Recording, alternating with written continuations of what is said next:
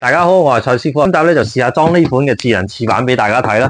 咁而產品說明咧入邊咧係有講咧究竟個安裝次序係點樣1、2、3、4、5嘅。咁我哋咧記得要睇咗咧先好安裝嘅。板咧就會有呢幾件嘢啦。咁我哋咧首先咧就攞到兩嚿黑膠咧，咁啊直接咧咗入去先。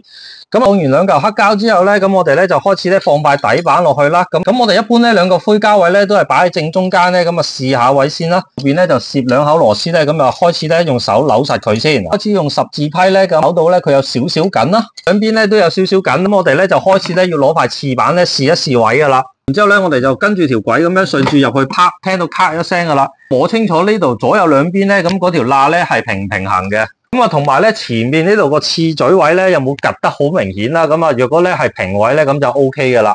咁而家個位啱啦，咁呢度咧有粒掣嘅，只要一撳完落去咧就可以成塊廁板拉出嚟噶啦。